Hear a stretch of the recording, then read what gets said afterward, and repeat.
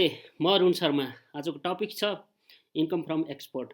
अर्थात् तपाईँले कुनै पनि गुड्स अथवा सर्भिसेसहरू एक्सपोर्ट गर्नुहुन्छ र एक्सपोर्ट गरे बापत त्यसबाट सर्टेन इन्कम हुन्छ भने त्यो इन्कममा कसरी ट्याक्स लाग्छ र कस्ता कस्ता किसिमका फेसिलिटीहरू इन्कम ट्याक्स एक्टले दिएको छ त, त्यो विषयमा रहेर आज चर्चा गर्नेछु। र यसमा अर्को कुरा तपाईँले बुझ्नुपर्ने के छ भन्दा, इन्डिभिजुअल थ्रु गर्नुभएको छ अथवा म्यानुफ्याक्चरिङ कम्पनी एन्टिटी थ्रु गर्नुभएको छ, त्यो कुरालाई विशेष ख्याल गर्नुपर्ने हुन्छ। र म्यानुफ्याक्चरिङ इन्डस्ट्री तपाईँले सञ्चालन गरिरहनु भएको छ भने कस्तो किसिमका छुटहरू छ, र म्यानुफ्याक्चरिङ कम्पनी बाहेक अन्य कम्पनीहरू खोल्नु भएको छ भने कस्ता किसिमका छुटहरू तपाईँलाई दिएको छ, र त्यस विषयमा रहेर चर्चा गर्नेछु। मेरो स्लाइडतर्फ तपाईँलाई यसबाट म भन्नेछु। First of all income normally हामीले बुझ्नुपर्ने कुरा के छ भन्दा, कुनै पनि बिजनेस तपाईँहरू सञ्चालन गर्दै हुनुहुन्छ भने आइदर लोकल मार्केटमा पनि हुनसक्छ, फरेन मार्केटमा पनि हुनसक्छ, हेर्नु है। र यसमा आज विशेष गरेर मैले तपाईँहरूलाई के भन्न खोजिरहेको छु भन्दा, टोटल्ली फरेन मार्केटबाट कारोबार गरेर यदि तपाईँलाई कुनै किसिमको आय हुन्छ अथवा कुनै किसिमको इन्कम हुन्छ भने त्यसमा ट्याक्सले कस्ता कस्ता किसिमको फेसिलिटीहरू दिएको छ र कस्तो इन्डस्ट्रीलाई कति फेसिलिटी दिएको छ र कति पर्सेन्टको रेटले ट्याक्स लाग्ने गर्छ त भन्ने विषयमा जाँदैछु। फर्स्टमा हामीले बुझ्नुपर्ने कुरा के छ भन्दा, इन्कम फ्रम एक्सपोर्ट है। दुईवटा कुराहरू तपाईँले बुझ्नुपर्ने हुन्छ, एउटा इन्डिभिजुअल र अर्को इन्टिटी।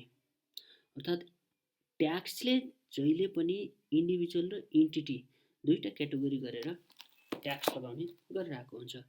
यस्तै तपाईँले यदि एक्सपोर्ट गरेर कुनै पनि इन्कम कमाउनुहुन्छ अर्थात् तपाईँलाई कुनै पनि आय हुन्छ भने त्यो आयको सिलसिलामा यदि इन्डिभिजुअल थ्रु कमाउनु भएको छ भने एउटा रेट र इन्टिटी थ्रु गर्नुभएको छ भने अर्को रेट।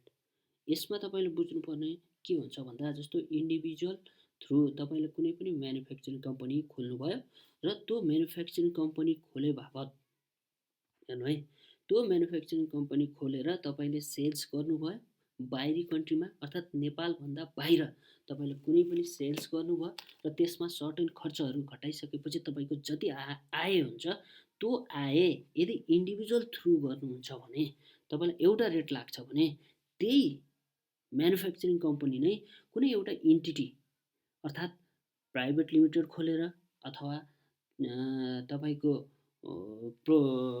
पार्टनरसिप खोलेर अथवा अदर इन्टिटी खोलेर गर्नुहुन्छ भने अर्को रेट लाग्ने गर्दछ। अब यसमा इन्टिटीको केसमा पनि हामीले बुझ्नुपर्ने एउटा म्यानुफ्याक्चरिङ कम्पनी हो, एउटा यो म्यानुफ्याक्चरिङ कम्पनी भयो भने अर्को अदर इन्टिटीको कुरा आउँछ। इन्कम ट्याक्स एक्टले म्यानुफ्याक्चरिङ कम्पनीलाई हेर्नु है, इन्कम ट्याक्स एक्टले म्यानुफ्याक्चरिङ कम्पनीलाई अलिकति फेसिलिटीहरू दिएको छ है, सम कन्सेसनहरू दिएको छ भने अदर इन्टिटीलाई पनि दिएको छ। यो बाहेक एडिसनल फेसिलिटी म्यानुफ्याक्चरिङ कम्पनीलाई दिएको छ। अब मैले यसमा तपाईँलाई चर्चा गर्दैछु इन्डिभिजुअलको के छ त फेसिलिटी। अर्थात् आयकर ऐन 2058 अन्तर्गत सेक्सन 11(3) ले इन्डिभिजुअल अथवा र इन्टिटीलाई कस्तो किसिमको फेसिलिटी दिएको छ त्यसबारेमा चर्चा गर्न। फर्स्टमा, यदि इन्डिभिजुअल व्यक्तिको 20% रेट लाग्ने इन्कम छ भने हेर्नु है, तपाईँले बुझ्नुपर्ने, यदि इन्डिभिजुअल व्यक्तिको 20% रेट इन्कम लाग्ने छ भने त्यसमा 25% तपाईँको डिस्काउन्ट दिएको छ है, तपाईँलाई 25% दिएको छ। यदि त्यही इन्डिभिजुअल व्यक्तिको 30% रेटले ट्याक्स लाग्छ भने त्यसमा 50% डिस्काउन्ट दिएको छ, जसले गर्दा उसको इन्कम आइदर 20% लाग्ने लिमिटमा होस् अथवा 30% लाग्ने लिमिटमा होस्, उसको दुईवटै रेटमा 15% को हिसाबले उसलाई ट्याक्स लाग्ने गर्दछ। सिम्पल बुझाइ हेर्नु है, यति हो, योभन्दा अरू केही पनि कुरा गरेको छैन इन्कम ट्याक्स एक्टले। र यदि उसले हेर्नु है यो एडिसनल फेसिलिटी दिएको छ यसमा है। तपाईँले यहाँ बुझ्नुपर्ने कुरा के छ भन्दाखेरि यदि उसले यो म्यानुफ्याक्चरिङ कम्पनी इन्डिभिजुअल व्यक्तिले सञ्चालन गरेको छ भने एक्स्ट्रा तपाईँलाई 25% अन एबभ रेट भनेको 15% आएको छ। त्यो 15%मा 25% एडिसनल डिस्काउन्ट दिएर उसको रेट आउँछ 11.25%। अब यसमा तपाईँले बुझ्नुपर्ने के भन्दाखेरि यदि इन्डिभिजुअल व्यक्तिले म्यानुफ्याक्चरिङ कम्पनी खोलेको छ र यो म्यानुफ्याक्चरिङ कम्पनीबाट म्यानुफ्याक्चरिङमा भएको प्रोडक्टहरूलाई विदेशमा बेचेर कुनै इन्कम कमाएको छ भने त्यसमा उसलाई 11% ट्याक्स लाग्यो। अब तपाईँलाई एउटा अर्को क्वेसन के हुनसक्छ भन्दा 15% कुन केसमा लाग्छ त? यदि त्यही इन्डिभिजुअल व्यक्तिले म्यानुफ्याक्चरिङ कम्पनी बाहेक अरू इन्डस्ट्री पनि त गर्न सक्छ। यदि म्यानुफ्याक्चरिङ बाहेक अरू इन्डस्ट्री गर्छ भने उसलाई 15% को दरले ट्याक्स रेट राख्छ। जस्तो कुनै सर्भिस रिलेटेड कम्पनी खोलेर एक्सपोर्ट गरेको हुनसक्छ है। र अब अर्को यसमा एउटा नोट तपाईँले बुझ्नुपर्ने कुरा के छ भन्दा यदि यही इन्डिभिजुअलको केसमा मात्रै गइरहेको छु म, इन्डिभिजुअल व्यक्तिले यदि तपाईँको 20 लाखभन्दा इन्डिभिजुअल व्यक्तिले तपाईँको 20 लाखभन्दा बढी इन्कम भएको छ भने हेर्नु है, हामीलाई स्ल्याबमा के भनेको छ भन्दाखेरि इन्डिभिजुअल व्यक्ति छ भने 20 लाखभन्दा बढी इन्कम कमाएको छ भने 20% एडिसनल ट्याक्स लाग्छ। हेर्नु है, यो एकदम बुझ्नुपर्ने कुरा छ। 20% एडिसनल ट्याक्स लाग्छ। हो, यो 20% एडिसनल ट्याक्स 20 लाखभन्दा आएको छ भने यसमा पनि लाग्ने भयो र यसमा पनि लाग्ने भयो, त्यो बुझ्नुपर्ने आवश्यक छ है। र यदि उसको 20 लाखभन्दा बढी इन्कम छ भने यो 15% को 20% एक्स्ट्रा लाग्दाखेरि उसको रेट 18% हुन आउँछ। त्यस्तै यसमा फेरि तपाईँको 20% एक्स्ट्रा लगाउँदाखेरि 13.5% आउँछ। यो मैले अर्को तपाईँले यो थ्रुबाट पनि निकाल्न सक्नुहुन्छ, तर कन्क्लुजन एउटै आउँछ। यसरी इन्डिभिजुअल व्यक्तिले हो म्यानुफ्याक्चरिङ कम्पनी अथवा अरू इन्टिटी कमाएको छ र त्यो 20 लाखभन्दा बढी छ भने एक्स्ट्रा 20% इन्डिभिजुअल व्यक्तिको केसमा लाग्ने गर्दछ। अब त्यही बिजनेस हेर्नुहोस् है, त्यही बिजनेस इन्टिटी थ्रु हुन्छ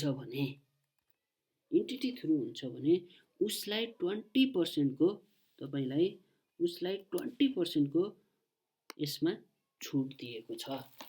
अब इन्टिटीको यदि 20% रेट छ भने 20% को हिसाबले 4% डिस्काउन्ट हुन गयो, जसलाई 16% लाग्यो है।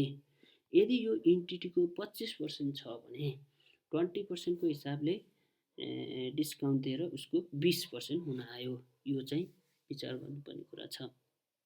र यदि यही इन्टिटीले पनि तपाईँको म्यानुफ्याक्चरिङ कम्पनी खोलेको छ भने उसलाई पनि जुन यहाँ 25% को डिस्काउन्ट थियो सेम त्यही डिस्काउन्ट यसमा पनि लागू हुन्छ। अर्थात् सेम त्यही डिस्काउन्ट यसमा पनि दिएको छ। अर्थात् म्यानुफ्याक्चरिङ कम्पनी छ भने 16% को 25% डिस्काउन्ट गरेर उसलाई 20% ट्याक्स लाग्ने गर्छ। यो त भयो ट्याक्स रेट कसरी लाग्छ। यदि तपाईँले कुनै एक्सपोर्ट गरेर इन्कम गर्नुभएको छ भने ट्याक्स रेट कसरी लाग्छ भन्ने कुरा भयो। अब एउटा यसको इक्जाम्पल दिन चाहन्छु तपाईँलाई। सपोज इन्डिभिजुअल व्यक्ति छ, उसको वर्षभरिको 22 लाखको इन्कम छ भने ट्याक्स लायबिलिटी दुईटा कुरामा छुट्याएको छु, लोकल र एक्सपोर्ट। यसको स्ल्याबको कुराहरू तपाईँलाई जुन स्क्रिनमा पनि दिएको छ हेर्नु होला। फर्स्ट 4 लाखसम्म 0%, यो सिङ्गलको बेस लिएर मैले गरेको छु। र एक्सपोर्ट गरेको छ भने पनि 0% नै लाग्यो, कुनै चेन्ज भएन। फर्स्ट 4 लाख कमाउँदासम्म तपाईँले लोकल मार्केटमा बेच्नुहोस् अथवा एक्सपोर्ट मार्केटमा बेच्नुहोस्। इन्डिभिजुअल व्यक्तिको लागि प्रोप्राइटर फर्म खोलेर तपाईँले कुनै बिजनेस गर्दै हुनुहुन्छ भने र नेक्स्ट 1 लाखमा 10% दरले ट्याक्स लाग्यो हो, यसमा पनि नो चेन्ज। र नेक्स्ट 2 लाख छ भने लोकल मार्केटमा गर्नुहुन्छ भने तपाईँलाई 20% लाग्यो। तर त्यही यदि एक्सपोर्ट गरेर इन्कम गर्नुहुन्छ भने 11.25% ट्याक्स लाग्न गयो। हेर्नु है, यसमा एकदम विचार गर्नुपर्ने कुरा यही छ। भनेको उसलाई manufacturing company, only for manufacturing है, तपाईँले विचार गर्नु होला। यो म्यानुफ्याक्चरिङको लागि मात्र मैले क्याल्कुलेसन गरेको छु। 2 लाख छ भने उसलाई 20% नलागेर अब 11.25, जुन हामीले अगाडि पनि यसबारेमा डिस्कस गरेका थियौँ कि उसलाई ट्याक्स रेट कति लाग्छ त। जस्तो तपाईँले यहाँ हेर्न सक्नुहुन्छ, उसको डिस्काउन्ट रेटको कुरा गर्दाखेरि हो, तपाईँको 11.25%, म्यानुफ्याक्चरिङ कम्पनी छ भने 11.25% लागेको थियो हो। यही कुरा यसमा आउने गर्दछ है। अब 4 लाखसम्ममा तपाईँको 11%, त्यसपछि नेक्स्ट 30%मा 13 लाखमा 20 लाखसम्म, बाँकी 20 लाखमा यो घटाइसक्यो, 13 लाखमा 3 लाख 30%ले 3,90,000 आयो भने यसमा पनि सेम रेट, एक्सपोर्टको केसमा 11.25 नै लाग्ने गर्छ। किन लाग्छ भन्दाखेरि यो केसमा तपाईँको 20 लाखसम्मको इन्कममा उसलाई एडिसनल चार्ज लाग्दैन, 11.25% नै लाग्छ।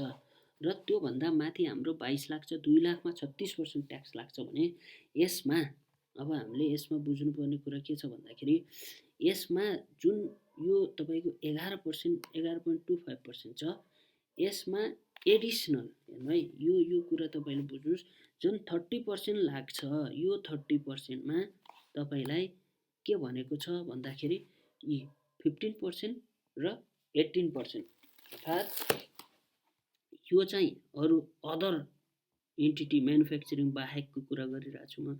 यो म्यानुफ्याक्चरिङमा मात्रै जाँदाखेरि 11.25 को एडिसनल 20% गर्दाखेरि तपाईँको आउन जान्छ 13.50% है। तपाईँको 13% 15%ले गरेर टोटल यति आयो। अर्थात् तपाईँले यदि 22 लाख कमाउनुहुन्छ, हेर्नु है, र लोकल बिजनेसबाट कमाउनुहुन्छ, लोकल मार्केट नेपालबाटै कारोबार गरेर कमाउनुहुन्छ भने तपाईँको ट्याक्स 5,12,000 हुनुभयो। यदि त्यही कारोबार तपाईँले विदेशमा सेल्स गरेर कमाउनुहुन्छ भने यति इन्कममा तपाईँको 2,05,750 मात्रै आयो है। यो टोटल तपाईँलाई म्यानुफ्याक्चरिङ कम्पनीको कुरा गरेँ। र अब रह्यो यदि म्यानुफ्याक्चरिङ कम्पनी बाहेक इन्डिभिजुअलले अरू कम्पनीको कारोबार गरेको छ भने यो कन्डिसनमा 15% लाग्न गयो है। तपाईँले बुझ्नुपर्ने यो कन्डिसनमा 15% लाग्न गयो र 20 लाखभन्दा बढी छ भने 18%ले लाग्न गयो। यो त भयो इन्डिभिजुअलको कुरा। अब हामी जाउँ एन्टिटीको कुरा। एन्टिटीमा कसरी लाग्छ त? एन्टिटीको कुरामा पनि दुईवटा कुरा छ, म्यानुफ्याक्चरिङ कम्पनी र अदर एन्टिटी। म्यानुफ्याक्चरिङ कम्पनीलाई पनि दुईटा सेक्सनले डिस्क्राइब गरेको छ, जसमा 12% मात्र हाम्रो ट्याक्स लाग्न गयो हो। म्यानुफ्याक्चरिङ कम्पनीमा 12%ले ट्याक्स लाग्न गयो। यसको दुईटा फेसिलिटी दिएको छ, दुईटा सेक्सन चाहिँ एक्स्ट्रा फेसिलिटी दिएको छ हो म्यानुफ्याक्चरिङ कम्पनी है। त्यसको अब अगाडिको इक्जाम्पल हेर्दा 22 लाखमा 12%ले 2,64,000 मात्रै आउन गयो है। त्यस्तै यदि म्यानुफ्याक्चरिङ कम्पनी बाहेक अरू कम्पनी रहेको छ भने उसलाई 20%, जस्तो सपोज यसमा चाहिँ मैले 25% एजम्सनको हिसाबले गरेँ। अदर एन्टिटी छ भने, अदर एन्टिटी 25% छ भने त्यसमा 25% नै डिस्काउन्ट गर्दा 20% को रेट आउने भयो। 20% को दरले ट्याक्स लाग्छ र 20% को दरले लाग्दाखेरि 22 लाखमा उसको आउने गर्छ 4,40,000, यसरी ट्याक्स लाग्ने गर्छ। त्यो कारणले तपाईँले कुनै बिजनेस गर्दै हुनुहुन्छ भने तपाईँले इन्डिभिजुअल थ्रु गर्ने अथवा एन्टिटी थ्रु गर्ने भन्ने कुरा विचार गर्नुपर्ने हुन्छ।